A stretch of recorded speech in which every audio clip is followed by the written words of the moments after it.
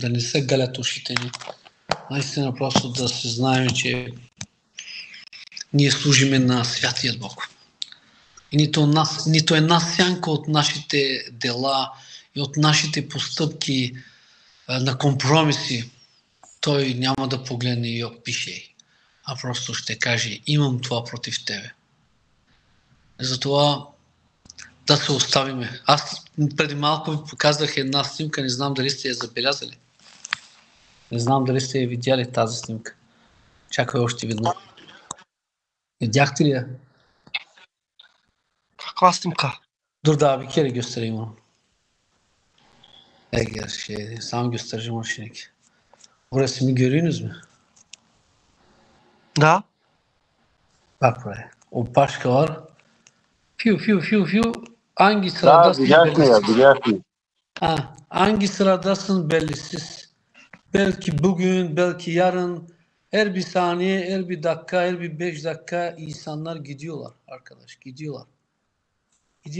Bitiyor bu yeryüzündeki hayat, çekiliyor, gidiyor adam. Böyle bir Opaşka var. O Opaşka'nın içinde bizdeyiz. Ama lazım tutturalım demem isteyeyim, söyleyeyim. Bu Opaşka'da bizdeyiz. Фиу. Нали? Тази опашка сме и ние там.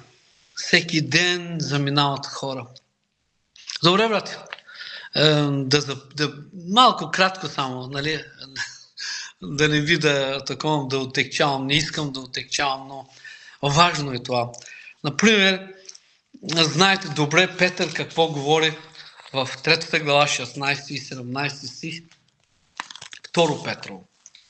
3 глава 16 и 17, 18, но 16 стих е ключовата дума за нас. Както пише и във всичките си послания, когато говори в тях, тук разяснява, нали, просветляване на много неясни и трудни разбираеми неща. Казва така в 16. Както пише и във всичките си послания, за Павел става дума, когато говори в тях за тези работи, в които послание има някои неща мъчни за разбиране, които неучените и неукрепналите изопачават, както правят и с другите писания за своя погибел. Ние преди да започнем книгата Римляни перото на Бога е Павел. Той е перото, той е химикала, той е калемът на Божия Святи Дух. И да го вземе и да напише тези богатства на Божията благодат, тези откровения, които трябва църквата да ги знае, да бъде просветена църквата. И от 1 глава до 11 глава са доктринални. Учение, демек, който ни трябва да знаем добре. Като 2, 4. Нали? Те ме казваме. Или 1 плюс 1, 2. Нали? А после от 12 глава до 16 глава там вече са практични. 12 глава, ако си спомняте, да си преобразяваме като жива жертва, да предадем телата си благоугодна на Бога. 13 глава е главата на властите, нали, да бъдем внимателни и така нататък, и да практикуват. 15 глава там, 26 стих, там тези неща, които трябва да не забравяме това, което ни учи Христос да направим. И така до края са практични неща. Това, което научаваме като църква и да ги практикуваме. Тъй и вие, любезни, казва Петър, като сте предизвестени за това, пазете се да не би увлечени от заблуждението на беззаконниците, да отпаднете от твърдостта. Но растете в благодата и познаването на нашият Господ и Спасител Исус Христос.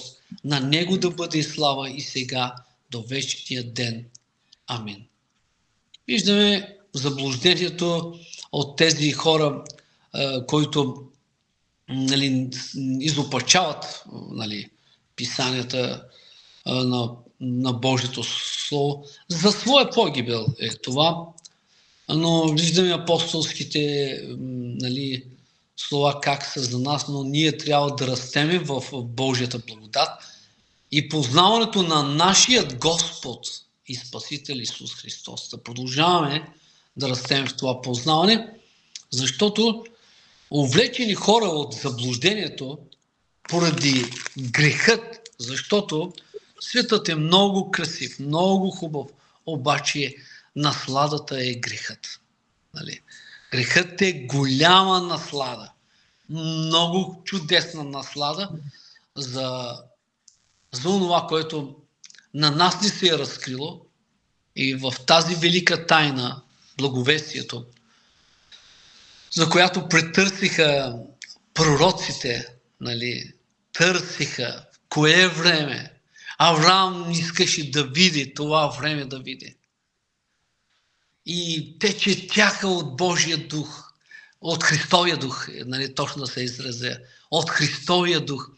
Кога и как, какво, защото виждаха славата на това благовестие, че там Бог изявява голямата си любов на едни престъпници, за които трябва справедливата присъда на Бога.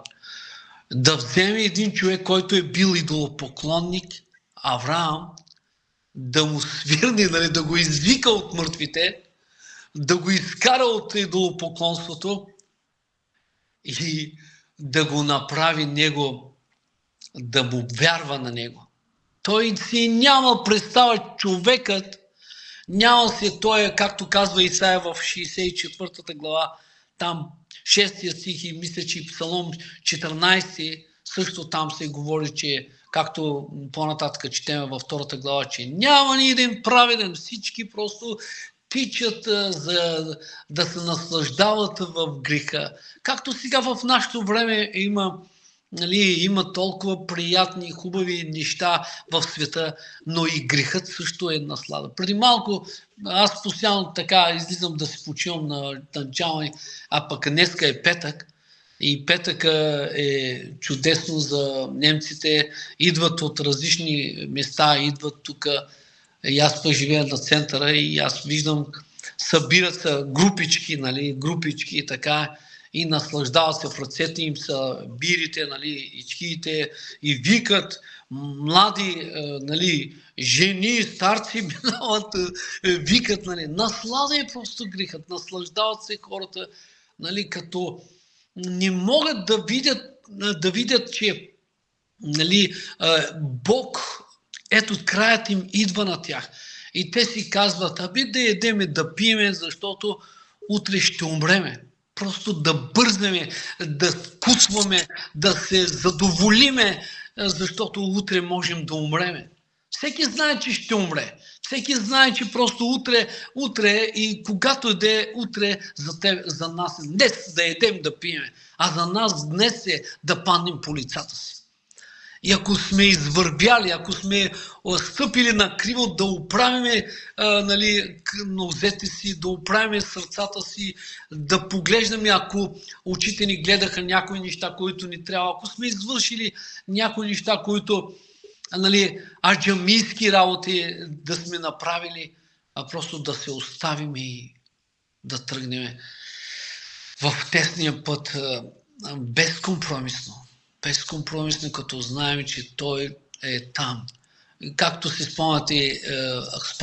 спомняме си, който значи Емануил, Бог с нас. Той е с нас, братя. Обаче ние забравяме, че Той не е с нас, разбирате ли? А Той е казал, че ще бъде, ето го в завета, аз съм с вас през всичките дни на живота ви. И не остави сами, изпраща духа си, святия си дух, да обвини света в грях, да убеди. Има една такава друга дума, която значи да убеди в греха, да ти го направи